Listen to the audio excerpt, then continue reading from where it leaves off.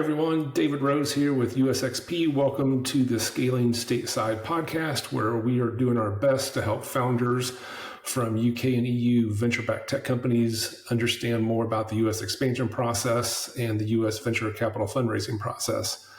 My co-founder, Matt Oxley, and I are going to do our best to bring guests here to add value to those discussions. And today we are pleased to have with us Ali Mitchell. Ali, introduce yourself to our guests. Hey guys, great to be talking to you on this massive subject. It's very close to my heart. My name's Alastair, everyone calls me Ali. I am a founder turned to the dark side, became an investor, now running a fund called Odyssey Ventures, who conveniently for this podcast is exclusively focused on taking the most ambitious British and European founders into the US and helping them to go from there globally. So good topics and lots for us to cover. Well, it is a big topic. One thing we always like to hear about Ali is how people got their very first start in business. Just tell us briefly about your very first paying job. Well, I won't talk about my first paying jobs, and I had a series of terrible small summer jobs after that. But probably the one that got me started and showed that I could kind of build business, become an entrepreneur, and frankly paid my way through college was being a DJ. And we were just talking about the mighty Southampton University and the college environment. But I was a DJ around Southampton for many years, and that paid my way through college and was a great start to being an entrepreneur and doing what you love and making a living from it. What was your DJ name? Well, we had a series of them, but the night was called One Night Stand, which is, if you're a DJ, that's what you're trying to make a stand. But no, it was good fun. It was a great way to party and have fun and make money at the same time. I love that's where we're leaving it. It was fun. Yeah, let's just leave it there. What I would like to do, and I think what's really intriguing, and I certainly love with these conversations, is the journey that got you to where you are.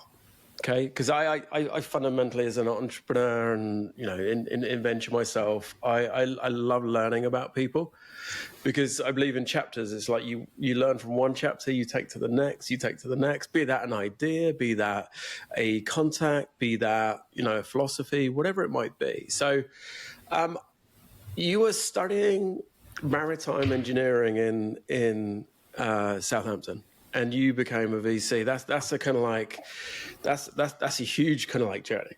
Can you tell us what sparked your interest to, I think, firstly, be an entrepreneur? Talk us through some of those kind of like founding stories of those first businesses. But then I think the thing that I'm really interested to kind of ask, because I think as you alluded to earlier, you went to the, you called it the dark side.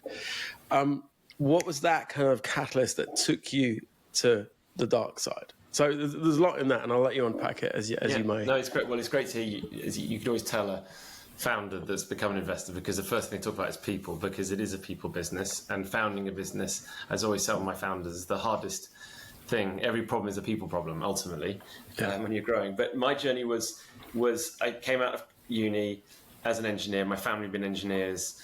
My grandfather had been an entrepreneur. And so I either wanted to go into engineering or go and start something myself. It's kind of one of those two stems. And some guy, this was in the height of the dot-com boom, so this is early 2000s, and a bunch of guys coming out of uni who had come out of my exact course had actually gone off to be a consultant and gone and so on, and then were starting a business. And so I joined them, basically, so I thought that'd be fun. I got a bunch of offers from Fidelity and big grad schemes and the kind of conventional route. And I went into a startup earning precisely 1/5 of what I would have been earning if I'd gone into those jobs, which my now wife didn't forgive me for many years. But we went in, and it was a great journey, right? And it took me from all over the world. I was at one point being a tea taster in the highlands of Uganda, schlepping around with my suit and my black Dell laptop bag, trying to sell internet trading software in a place where they hadn't had copper in the ground for 5 years, let alone any form of working internet. This is before the mobile revolution overtook all of Africa and is now ubiquitous. But you learn a lot, right? You learn, every journey. But I love that. Got the bug. Decided I could never be particularly employed properly. Did a couple of startups. We actually sold that one. I did another one that was a total disaster with a friend from uni. But it was a model that worked, but I just didn't know enough on how to make it successful. Which fed into one of my later lessons, which is just about the ecosystem and learning, which is why it's great to be doing this podcast.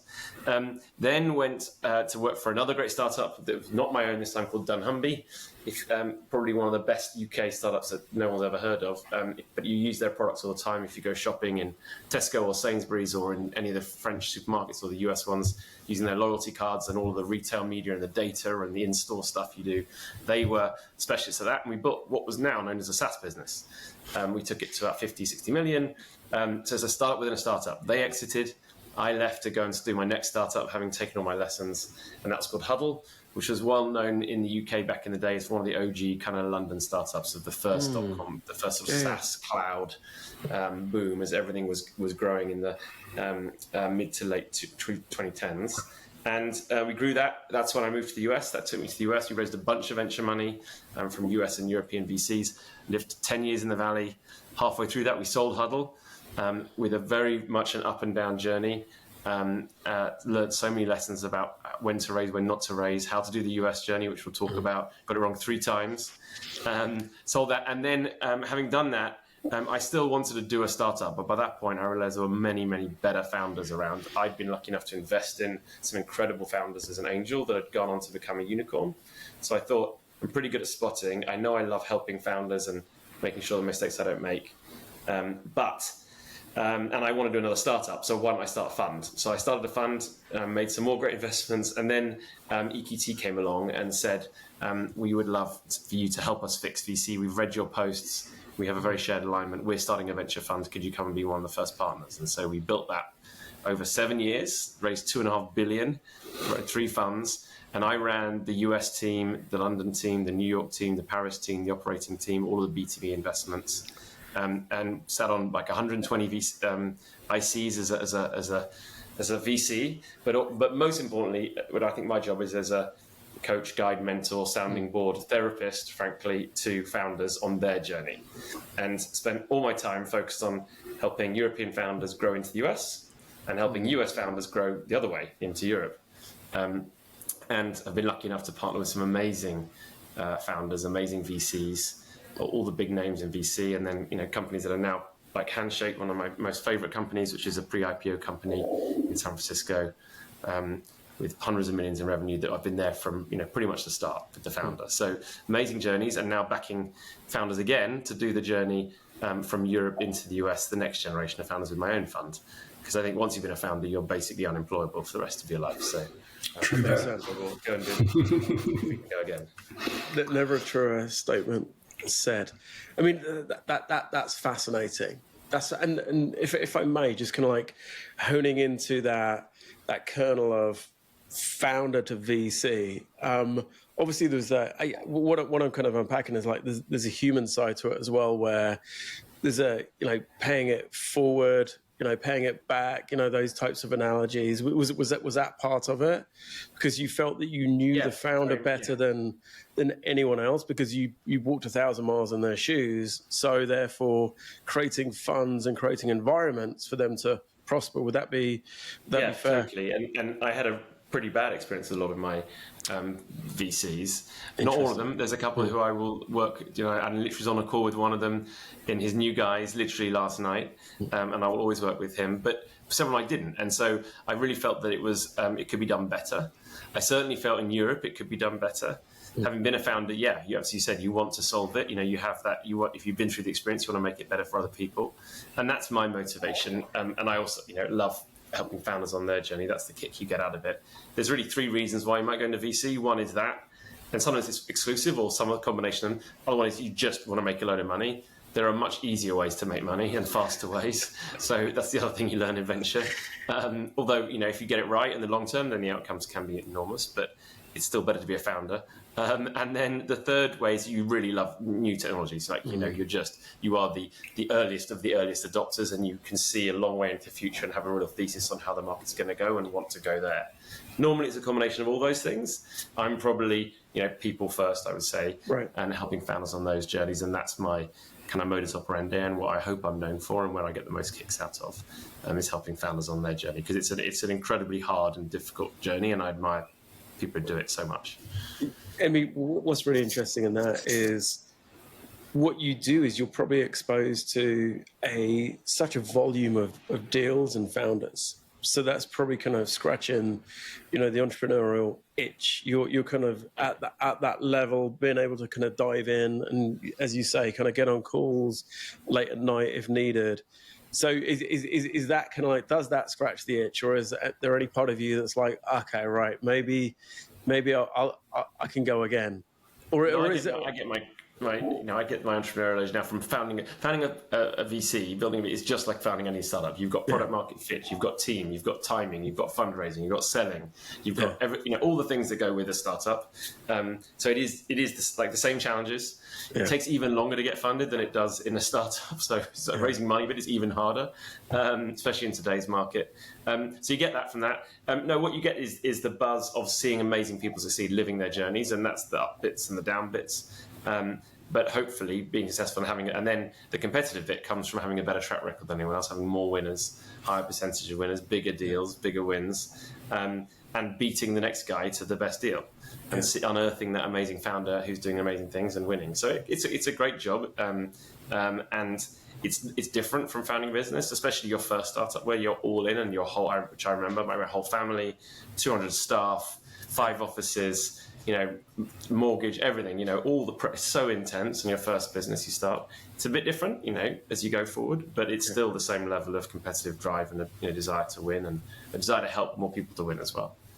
Ali, I think a lot of founders from their side of the table look at the VC side of the table and go, oh my gosh, that's such an easy, great job. You just get to go to conferences and travel and talk to founders and write checks. What an awesome experience. What are some things about being in the VC business that most people just don't understand from the outside? I think that there's a big difference if you, like any business, right? And this is speaking to the founders who are listening to this. There's a massive difference between founding a business and working in a business that's already been successful, just as there is founding a VC and working in a VC that's been very successful.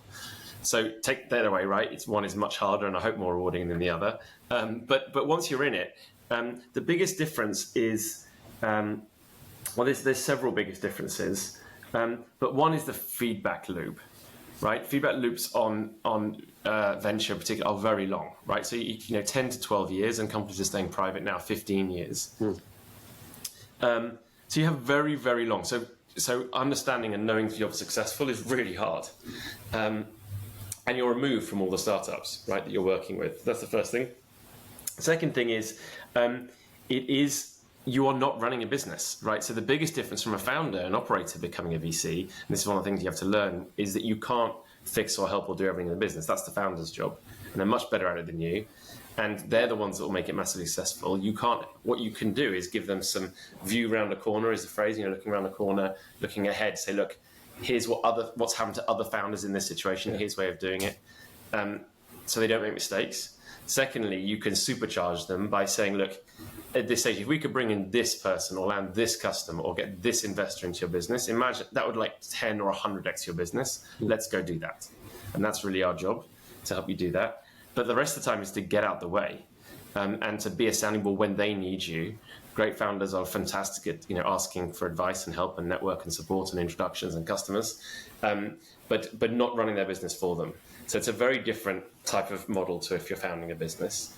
But the biggest thing that you have to understand is that just like anyone, there is a paymaster. VCs have their own investors, they have their own board, they have their own team to work with, just like a founder does. And those dynamics are incredibly important and are actually often more the reason why someone's not going to invest in you. Your thesis, what you told your LPs you're going to invest in, the status of your fund, your status in the partnership, what you're like with where you are on your allocations, the timing of it. And those things are never visible to a founder, or very rarely to a founder. But they're all dynamics that make a decision. And about 90% of those things are nothing to do with you as a business. And so, learning that, figuring that out is part of the learning in the game. You mentioned thesis. Let's dig into that for just a second, Ali, because I think a lot of, especially first-time founders, think, oh, everyone in the venture capital world is the same. They have money, they invest in startups. I'm a startup, they should invest in me. Tell for a first-time founder or someone listening, explain what an investment thesis is as a venture capital firm or partner, and why it's important, and then how founders should think about thesis and how their companies align. I mean, the easy way to think about it is you have a startup that does a particular thing. You have a product and you're selling that product or service into a market. You don't do everything. You don't just say, I just have a technology. You have a very specific thing. It's the same with an investor. That's like saying, I have a technology, it's like saying I have money. No, investors have, in most cases, a pretty strict and specific focus, like a product. It's their product. Now, that might be because the firm has a very strict thing. Some firms just do B2B, or they do a subsector within B2B. They might do just biotech, or even within biotech, they might do something very specific. So some firms can be very specific. Some are more generalist. But if you're generalist, that means you do invest in most things. You will still have a stage that you're focused on. There's no point talking to someone if they don't invest at your stage. They'll also have a geography. So they're not that generalist. And then they'll have partners that do the specifics. They'll have one partner that does biotech or healthcare in one region. They'll have one partner that does fintech in one region. They'll have one person that does B2B software, SaaS and AI in another. They'll have one person that does consumer apps or even networks. You get very specific. So you've got to know exactly who you're talking to understand what they invest in and what they do, and are you a fit for them, like really specifically. And then you have to understand all the other things that go along with the personal dynamics of, do you like them? Do they like you? Do they invest in your type of founder? Because you are a type of founder. You could be a sales-led founder. You could be a technical founder. You could be an introvert, an extrovert. Do they invest in your location? Do they have any money? Do they have enough standing in their partnership to be able to deploy and invest? Are you calling them right before Thanksgiving and they're in the US? All of these things. So many things that go into it, but it starts with understanding, do they actually invest in the thing that you do? Is their product, so product market fit, is your product a match for their product? And what is your current investment thesis? What's a perfect deal for you? So our perfect deal is we invest at an early, by stage, and what we mean by early is pre-seed and seed. So the first or second check in to a business, institutional check beyond friends and family. We invest in UK and European founders. I'd love to keep on saying European, but unfortunately I have to say UK and European since disastrous decision a few years ago. UK and European founders who want to go global, specifically starting into the US. And so that's a very specific set of founders, and they want to go now, not in 5 years' time. They want to go as quickly as possible because they believe their next investors, their market, their customers, their team and talent are going to be there, and they can go. And in terms of where they're building a startup, they are building in which sectors. They are using all of the new technologies, specifically AI and automation and all of the new data techniques that are coming out, where it intersects with the physical world. So our thesis is that the world does not need another CRM, even a CRM with AI on the top of it. That's just a slightly nicer thing something we've been doing for 10, 20 years. But if you look at the rest of the world, which is most of what we live, whether that's materials or health or science or deep tech or energy or transportation, all of these things are being massively disrupted by AI and automation and these new the new technologies that are coming out at the most fundamental levels, out of amazing universities across Europe, spin-outs, all of the research that goes on. Those things are being accelerated 10 or 100x by AI. Like you used to spend 10 years dropping different formulations of a chemical or a piece of new protein into droplets to work out whether that's going to work in your particular formulation. That would take you 10 years and thousands and thousands and thousands of combinations. Now you can do that with AI in the digital realm or in the compute realm in a matter of hours or days or weeks. And that is enormous acceleration. And we're just starting to see the cusp of that. And that's going to change everything about what we do. And so those are the sort of founders that we're looking for, who are building amazing tech, which Europe is fantastic at, and want to take that global because they have massive ambition to be the global winner. And just kind of, I mean, that's fascinating. But as it pertains to finding those companies, how do you typically source those deals? Do you have a kind of like methodology? So that's the next thing to think about, right? Yeah. So if you're a VC, you're basically in the no game, right? So if you think about it, a typical VC partner in a VC firm will make 2 to 3 deals at most in a year. So they might do over a 3-year fund life cycle. They might do 5 to 10 deals, because if they have any more, they have too many to look after. They'll be joining boards, and the founders won't get the support they need. That's not many. Now think about how many emails, cold emails, events, conferences, startups, founders you might see, hear, read about on TechCrunch, see at the local universities, see it in accelerators in a year as a VC. You'll see thousands, if not tens of thousands. So that starts to give you an idea of what you're trying to get through as a founder. You're trying to get from hundreds, if not thousands, down to 3 or 4. Maybe if you're late stage, even 1 or 2. Like, it's a very small thing. So if you just think about it as a numbers game, what that means is the importance of founders being able to articulate and impact an investor in literally minutes in a conversation. And I know I'm guilty of this still as when I'm raising money, right? I know I'm not good enough at it. It's something you constantly try and get better at. But you have that sort of timescale. And generally, an investor will make up their mind about a pitch or a thesis within the first 2 lines of an email or the first minute of a conversation. So the first thing is to cut through that noise. What's the first way you cut through the noise? Well, introductions. So if you think about 1,000 and you're trying to get to 5, cold emails, reach outs on LinkedIn's, pings are very unlikely to make it through that barrier to actually look at the pitch. The fastest way is an introduction from a trusted source to that particular investor, because you've already crossed a massive quality bar. And then you have your 1 or 2 minutes to persuade the person, or the 1 or 2 lines. But that gets you from 1,000 to the hundreds, if not, down maybe even less.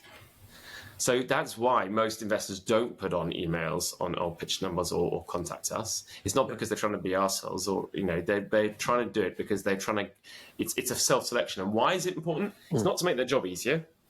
I mean, it does, but it's not to do that. It's because if you can't get to that connection and make the pitch, how else are you going to make your next round, or make the next biggest customer, or find that amazing bit of talent? So it's basically these constant tests. In fact, raising money is a test. So the reason why there is the Monday morning pitch meetings when you come and pitch for investors is not because they like to sit in their ivory castle and have people either pitch online or come to me. It's because it's a selling test. Can you sell your idea? Can you stand up in front of people who you've never met, who have seen thousands and are super cynical, and have probably maybe seen a startup just like yours, literally the meeting before, and beat them in a pitch? Because that means you'll be able to beat them in a customer pitch, or pitch a new technology partner, or hire the best bit of talent to join you, or sell to your next round. So all of these things are basically tests, essentially, to help to basically your filter to get through. So that's what you've got to understand, is that the number one skill is not the technology you're building, it's the ability to pitch and sell yourself. And the only other thing that you can do to help you to do that is clearly, we haven't talked about technology at all here, but clearly is to have a technology that is absolutely ripping, that people want to contact you. Now, that's fine by the time you get to a late seed, Series A or B, because your product's out there. If you're doing well, you'll have people contacting you, because the rest of the time, VCs, when they're not being pinged, is they're spending the time doing research, finding you. But at the very early stage, like the stage I operate at, there's very little data out there. There's very little. You don't necessarily even have enough product yet, so you don't have that as your ability. So you really are about, can you connect and share your vision and pitch your idea and where you've got to, and have something to show, even if you don't have massive product traction yet. And then just a follow-on question, if I may, which is, of the companies that you've invested in over the last 6-12 months, may I say, what were they inbound? Were they through the network? Were they sourced by you? Because I've spoken to a lot of VCs that have actually got a kind of an engine and data and repository where that will create outreach by them. Others are just very much inbound. How do you kind of manage that? And again, I think, percentage of success, from the ones you've invested in, where did they come from? What was the source of that? Yeah, absolutely. Yeah. So generally, all of the deals we've done, we've got to know through a referral of some form, but they've been through our outreach, right? So we've one of our investments is a company called Viridi. It's a spin out from Southampton, and the reason I know it is because I mentor at their accelerator day. Oh, brilliant. And I met Dan, and he was clearly the standout founder from 2.5 years ago. Absolutely incredible guy, basically making plastics out of CO2, has a huge number of patents, a totally transformative industry in a $1 trillion market that absolutely requires his business. You can't use palm oil or oil or gas to make plastics, but we're all going to live off them and we still use them. So we went to find him. We found him, got to know him, and that's how the relationship. So that's an example of an outbound sourcing. Another one that's a stealth one out of the US is a Cambridge founder. She was so ambitious that she bypassed everyone in Europe and went straight to San Francisco to build her business. She'd been working at Neuralink and Science Co. Building this is neurotechnology, so basically brain-human interfaces, which is the next foundation of medicine. And we found her as part of our team out in SF, who's basically look at all the European founders who are coming to the US and captured on the other side. And our venture partners saw her and said, this founder is incredible. She is the best of the best of the best. You need to meet her. And we met her. And that was a case of both sides are pitching each other as much as each other, right? In that 1 minute time. So, you know. And so that's an amazing. So it's a real mix, right? Outbound, some referrals, and then others where you're doing a presentation and talk and they come to find you afterwards and the connection is really strong. And then when you're evaluating a deal, what would you put first? Opportunity and product or founder? So we have what I developed over many years. It's called a 6T framework, as in 6 T's, just as a way that I can remember it and I can sort of mentally score things. And it's not perfect, but it is a pretty tried and tested kind of rubric. And so the 6 T's are, and I'll try and get them right, but but to answer your question, it starts with team, which is basically founder, right? So team, timing, TAM, traction, technology, and tempo. So team is the team, right? So is this just a clearly incredible technologist? Like Amy, the founder we were just talking about, the neurotechnology, just clearly best of the best. Has she been able to attract around her a group of people who are also clearly amazing? So that's the team. Then you've got timing, and they're in an order for a reason. So timing is super important because when I was, selling tea trading software in the highlands of Uganda, where they hadn't had internet ever, that's clearly the wrong timing, right? It's pretty freaking obvious, right? it's a pretty brutal lesson in timing, But there are other markets where you could be 5 years ahead of it, or you could get it perfectly right. And actually, timing and the market timing beats almost everything. So timing is super important. TAM is the one that most VCs get completely wrong. And if you listen to any great VC, they will admit that this is the one they get wrong most. There are some famous examples. Uber in SF is bigger than the entire taxi market in SF, right? From about its second year, it created a new TAM. So great founders, great businesses create TAM. You always get it wrong. And they're normally starting off in one thing and then they kind of grow from there and they can grow faster than you ever think. So that covers TAM. Then you've got technology. So is it, and this is obviously important, but you're looking for something that is not just better than everything else, but 10x better. And that comes from customers and users. You can try and assess it yourself, but it comes from users and so on. Then you've got traction, which is the way you can tell if a technology is better. Is it just growing better, faster than others, even if it's very early? And then tempo is the last one. And tempo is a shorthand for us for speed. So we'll talk about US versus European VCs and investing climate, but speed is literally the only arbiter of truth in this market.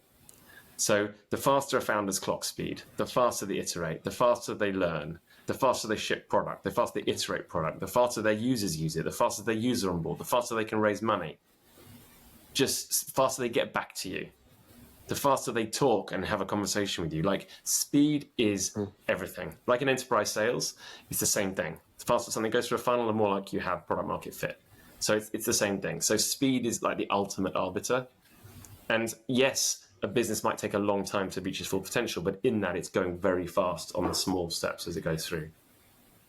When you're engaged with a founder and you're kind of going through the evaluation process, what are the things that founders often think are really important but really aren't? And what are the things that they regularly think are unimportant but really are from your side of the table? Yeah, great point. I mean, there's the classic, like, what do you want to use with your budget and your forecast, and what are you going to do with the money? That founders always think is really important. It's completely irrelevant. First of all, because your forecast is wrong the minute you wrote it. It's a forecast. You have no idea. right? So just rip that thing up, right? What are you going to spend the money on? We'll figure that out with you, right? And it's always going to be the same things, and it should start with engineering and product, right, above all else. So if it's anything else, well, I guess if it's anything else, then that is a flag. But generally, that's what you're focusing your time on. And all that matters is how long is it going to give you? What are you going to be sensible with the spend? So that's stuff that people really worry about, and is totally one.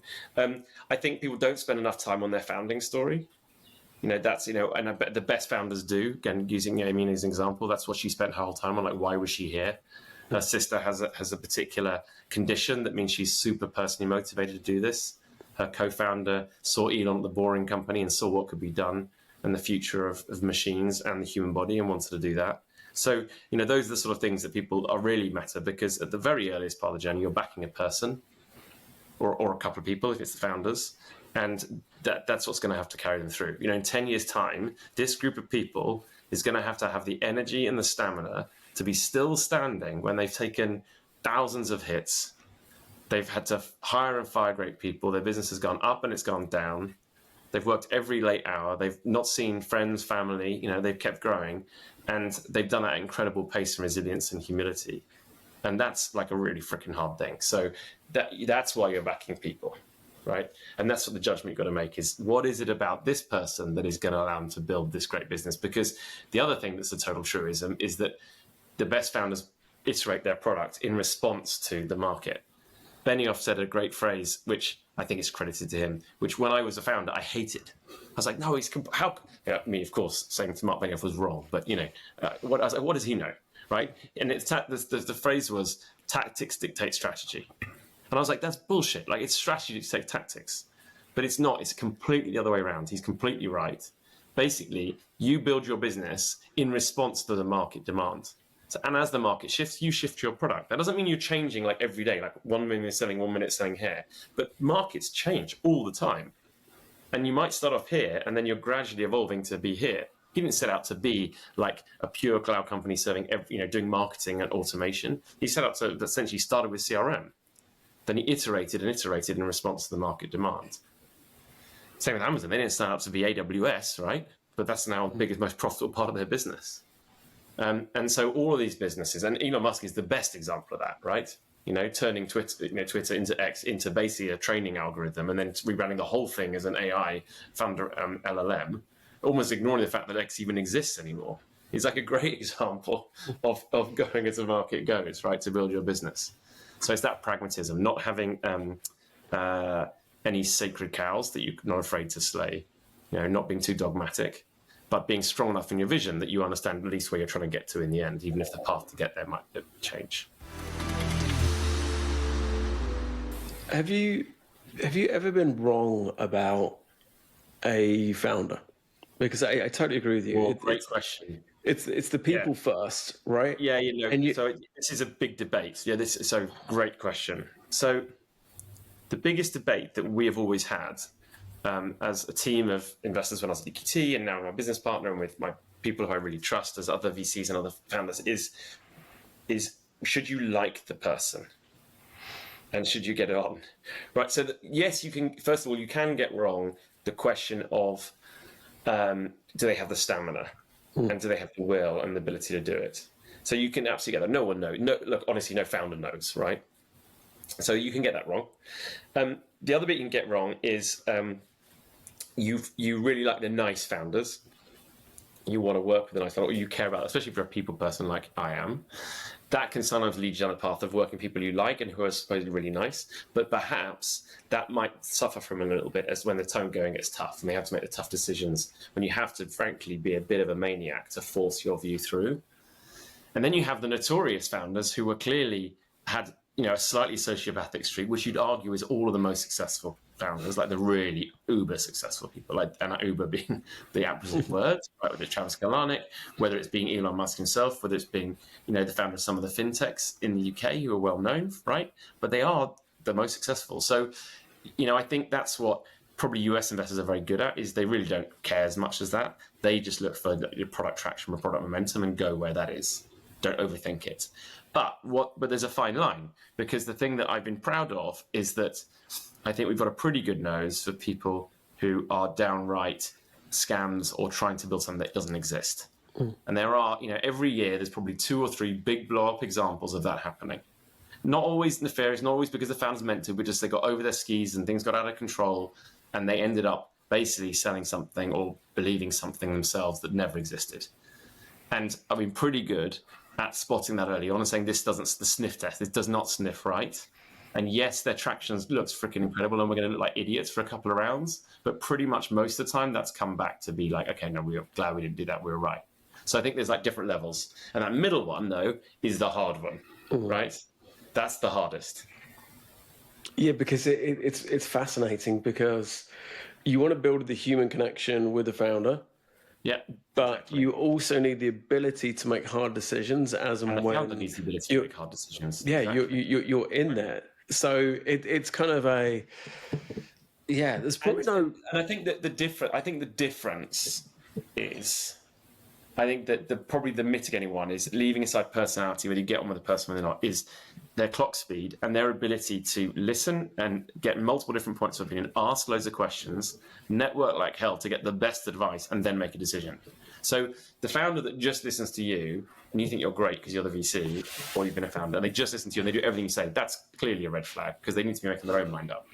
But equally, the founder who doesn't listen to you at all and just insists they're right is also a red flag. The best ones go, yeah, that's a great, hear your input. Let me think about it. More importantly, let me ask 15 other people in the next 5 minutes because I'm that well networked and I work that fast. So it's an important question. Oh, and yeah, 13 of them say exactly the same things you do. Great, that's what we do. And you don't have to be a good, nice person or whatever to do that. You're just freaking fast and well networked and open to advice and humble enough to know that you don't know the answer.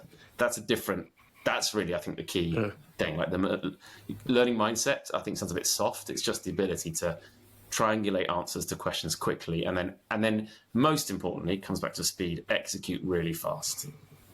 Like you've got the 13 answers you need in the last hour, and then by the next hour it's done. Like that's what you're looking for. So, Ali, if a company fits the investment thesis, the company's been referred through a trusted source, they kind of passed the first sniff test of the 6 T's. Walk us through your decision-making process. What happens next? Well, this is very relevant to your podcast. So although we are a European VC, like we're based in Europe and we are looking at European and UK companies, we are acting like a US investor. So we think of this company through a US lens. So we literally sit there and think, if I was, name your amazing investor in the US, would I put this person in front of them and how would they react? So, like, a good example, I'm on the board of Handshake with Moon from Kleiner, right? Incredible VC, like one of the best of the best. Amazing guy. Like, would I put this person in front of Moon, and how would they do in front of Moon? Who's just like the last business that went out was Figma, right? So he's done pretty well, and he's got many, many more behind them, right? And that's, so my point is so we're thinking like that. So, I know this is a topic of this conversation where we're going of what do US VCs look like versus European ones. But that, for us, that is our sniff test. Because if you can pass that test, that means it's a very high bar. It also means you're willing to get on a plane and move to the US or spend a large amount of your time, which is also what we're looking for. Because that's actually what the US VCs look for as well. So that's what we're looking for. That's our sniff test, right? So we're basically saying, is the 6 T's so high off the charts that you can do this? Now, that's not to say someone's not going to build a great business owning Europe. And that's what we should have. We should have stayed in Europe and done it when I did Huddle. We went to the US, but we should have actually stayed in Europe. It's just to say that's our thesis. So that's what we're looking for. Not to say it's the only way you're going to build a great startup, but that's what we're looking for. That's our thesis. And so that's how we judge companies.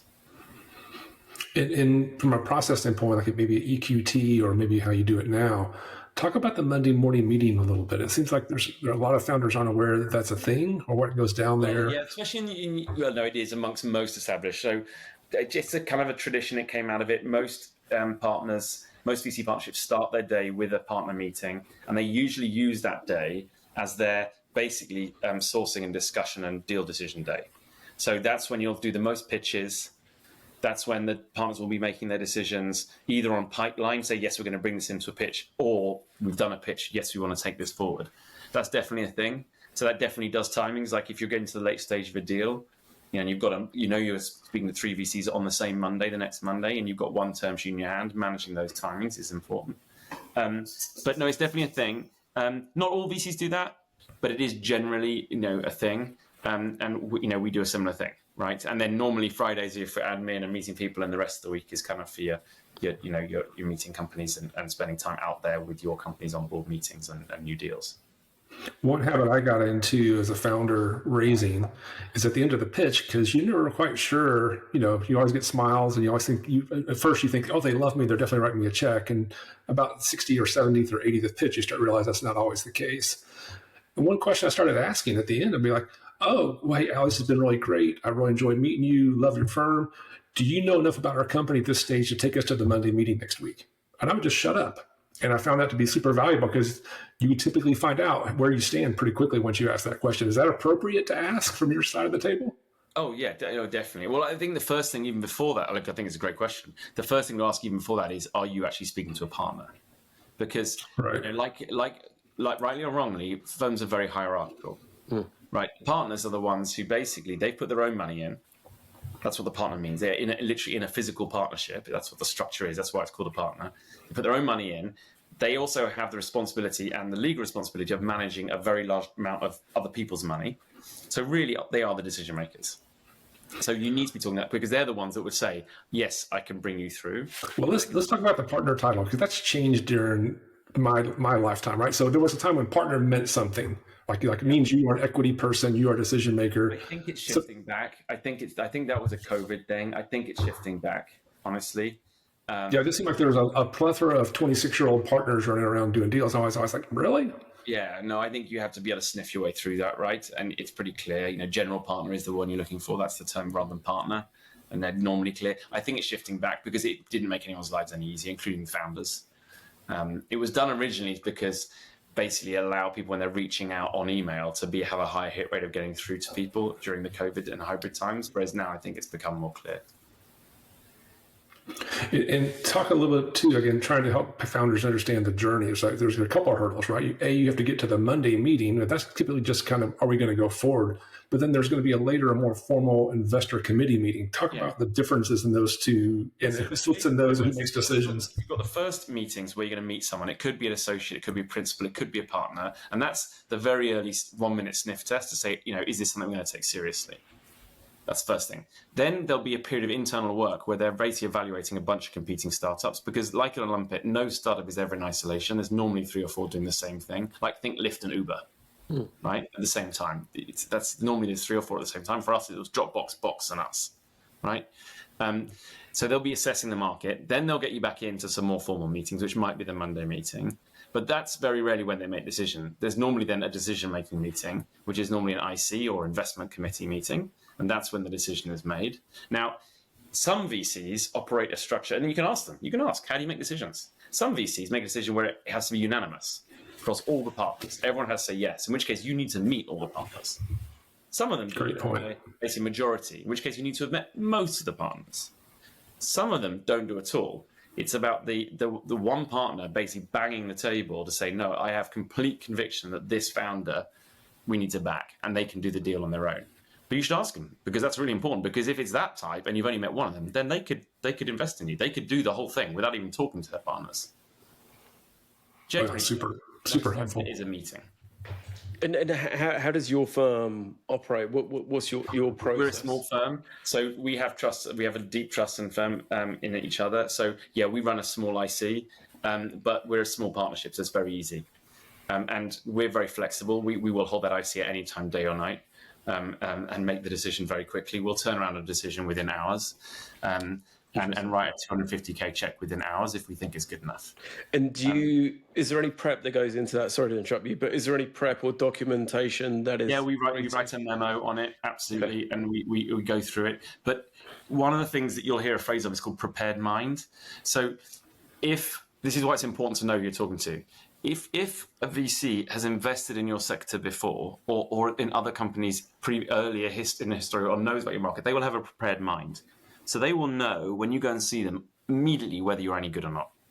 Your metrics, your growth, they'll understand your tech, they'll understand your market. They could write that memo in like 2 seconds and go, yeah, this is the one.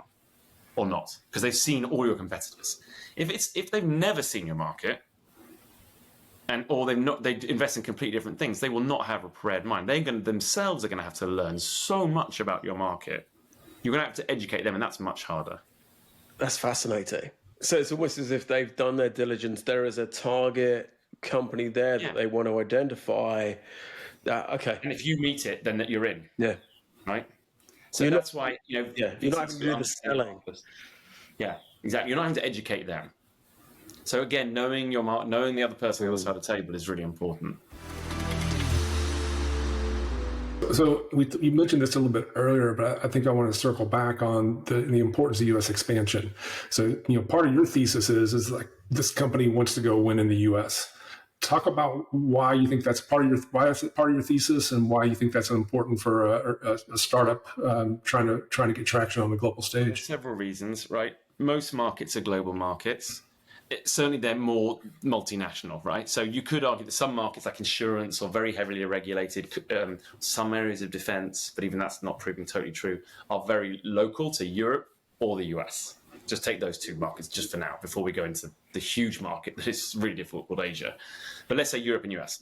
Most markets, though, are global, as in they are Europe and the US. Number one. Number two, what that means is most markets will have a winner that wins the whole thing. Right? And either win or be this number two. Now, we as investors only invest in the number one or two that we believe could be the number one or two. We're not interested in backing 3, 4, or 5. I know, because I was the third. And what happens is when a market's going like this, which you're seeing right now in LLMs, it's going like this. When the market pauses and falls, it goes like this. The 1 or 2, maybe number 3, if it's really massive, will be fine and will win. The others just get completely washed out. They get bought, they get sold, they get taken out, they go bust, because all the money concentrates itself in the winners. If you look at the cap table of all of the best startups that have come out, often out of the US over the last 10 years, the same VCs crop up in that cap table, in every single one at different points in the cap table. Basically, everyone wants to get into the winners. When the winners become obvious, everyone goes into them. Early on, that's the trick. You want to spot the winners before everyone else. But the point is all the money goes to the winners. On the day that we raised our Series B, which should have been the defining moment, it's the biggest Series B in London history at that time, big Series B from a US investor, we should have been like, we've won. There was the day we lost, because we raised $25 million, which back in the day was a big Series B. Now it's small, but back in the day it was big. Box raised 100 and Dropbox raised 250, basically in the same week. They won. They won on our Series B, basically. Or rather, we lost. So the point is most of the winners will raise the most money. Most of the winners will do that. So stands to reason, if you want to build if you are going after a global market and you want to win the global market, you need to go where the best VCs are, and you need to raise the most money. All that is like QED. What does that mean? It means going to the US. Even if you're actually going to continue selling into Europe, even if your engineering's in Europe, there's a great reason to keep engineering and technology in Europe. But if you're going to raise money, build go-to-market, be the founder, sit there, you have to go to the US. And that last point is a critical point, because if you're going to raise money from a US VC in the US, there's a big difference between a US VC with a team in Europe and the US VC in the US. If you want to do that, you have to be in the US. If you're raising from a US VC whose partner is in London, you can be in London. But don't be surprised when the conversation goes, right, when are you moving to the US? So that's our thesis, right? Is go and work with the best, find the best, and that generally means going either very early, when you are basically still small enough, young enough, have enough smaller team, and young enough in company terms, not in age terms, to go over, or later when you basically got a full team, you're winning in Europe, and you can treat the US like a very big sales market. Super helpful. And you've probably seen a lot of companies go, and we'll probably talk about your personal experience, but what are the key kind of success or failure drivers for your portfolio companies who've made the journey to the US? Yeah, it's a great question. So it's about raising enough and focus, and then talent, not in particular order. So first of all, going to the US is very expensive, right? It's an expensive market to do business in. It's an expensive market to just to set up and pay your different taxes in all the areas of different payroll. You've got to pay for everyone's insurance. California is incredibly expensive because you've got federal and you've got state taxes and costs. it's a very expensive just for people and for land, everything, right? It's a very expensive place, not to mention airfares and all that stuff to keep if you're dual part, teams. So it's very expensive. The second thing is, so people just don't raise money. They try and do it on the cheap, right? That's the first thing. Second thing is they don't have the product. So, most people, if you're in Europe, end up building a product, whether they meant to or not, that is suited for the European market. So the US market is a different market. And if you're going to win the US, that means going and building US product for the US. And that doesn't even mean just for the US. That means for the state or region that you're in, because it's different by state in a lot of cases. So the other thing is you then are not focused enough. You're going, this is what we did. We said, not only are we going to have an office in London and sell in the UK and across Europe, we're also going to sell in the US. That's like saying, I'm going to sell in the world. Because basically the US is 50 states. Each of those states are bigger than most of Europe outside of the UK combined. Like California is the 4th or 5th biggest economy in the world. So just one state is an entire country, or frankly a region. So you don't go, I'm going to go in the US, you go, I'm going to go to California, I'm going to win in San Francisco. That's all I'm going to do. That's all I'm going to do. And that's enough. That can get you to 1, 10, 100 million. And how do you, I fully agree with your thesis. I spent 10 years in the US and went through many of the kind of elements that you kind of, outlined. One of the things that I'm really passionate about for founders to understand and appreciate is the human side of actually making that move. Because I fundamentally agree with you, which is if you want to make it, you got to get on a plane. If you're thinking about it, you've already lost.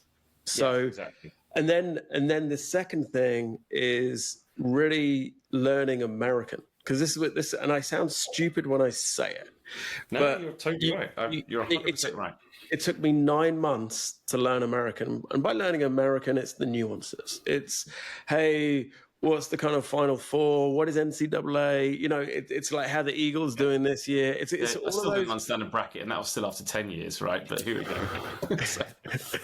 I'm still in a fantasy football league. This is my 12th year, and I love it. And those are all the elements of learning American, because the conclusion of learning American is you as a founder being able to do founder-led sales and going out there and raising money and appreciating and understanding. And I think lastly, but more importantly, respecting the market you're in. So how do you support founders on that journey? Well, it's great. I mean, I fully agree with you. Partly it's through the things you've said, and that's why you're doing what you're doing, right? Is by helping founders with the human part of the journey, the translation. But only so much can you explain. You have to be in it. Like you said, you have to get on a plane and go there, right? And you have to embed yourself. But you have to have some of the part of learning American is learning how to sell and how to sell to Americans and how to understand when you're being sold to. And understanding how friendships can be completely transactional and business and friendships can connect, which is something that doesn't happen in Europe, but is totally fine and works really well, by the way, in the US. The pay it forward transactional part of it and the way in which that's very important. So all those things you can only experience if you're there. But fundamentally, you have to understand you're moving into a market that is incredibly up and to the right at all times. So growth is everything, speed is everything. Growing faster than anyone could possibly believe is all that matters. That's all that matters. And making a load of money is all that matters. It is, as we are seeing from the current administration, making money is all that matters. But that's kind of the DNA. So you just got to understand that. Now, when you understand that, it's like this works great because you can understand you can understand how to get great service. You go to a bar, you get great service because of tips, right? People work really hard for it. It's paid more, you get better quality. It sounds very transactional, which is very anti-European, but that's the market you're in, and it works very well. But what that means is when you're pitching, you've got to be able to pitch. I'll get a good example of just how people think, Americans are great at selling, right? The US is an amazing, and I think the Americans would think this compared to the rest of the world. And you think, it's magic. It's like a sort of a cultural thing. I don't know why it is the case. It just is. It's a taught skill. From the age of 4, in schools, if you're a kid, you do show and tell.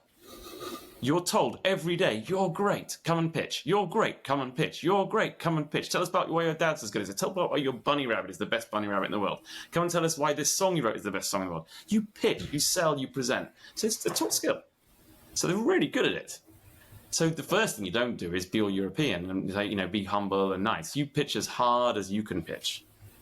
And you talk about how this is going to be the biggest business. But then this is the respect for the market. I love the fact that you said that word, Matt, is you've got to respect the fact that underneath that sales, there is some of, if not the best technologists who have seen the biggest companies and built the biggest companies in the world, bar none, and do it day after day after year after year. So their bar is insanely high. So if you're going to sell, you have to back it up with an incredible level of thought. And I think that's the thing that often I see is you get great selling coming out of Europe, people who can pitch an idea, but below it, there's like a vagueness or a lack of precision, and they get found out by the best VCs who have seen it. And they're like, literally, great pitch, I love your pitch, but I just saw your competitor, and they've literally got 20x times users, and because they thought through this one thing that you didn't think through and you didn't quite iterate as fast. And they're just as good at selling as you are, by the way. So the respect is the level of ambition and size and speed and quality of technology that people are building is incredibly high. And the best founders who go over there can pitch like an American, but underneath it, back it up with a level of thought and process and detail that shows they understand their product and their market better and their technology better than anyone else. Like, really, it's because they're very sophisticated. And they're sophisticated, not because they're smarter. They are very smart, the people you're pitching to in San Francisco compared to, like, say, London or Paris or any great other market. They've just seen more success. Their bar... Like, they're looking at businesses that are of this level, right? And typically in Europe, you're looking at businesses that are sometimes at this level. So the bar is that much higher in all respects. Ali, this has been really great. I think one of the things we want to help founders understand coming from the UK or Europe, and maybe it's kind of a closing thought, is a lot of the founders we talk to are going to raise their pre-seed or seed round locally.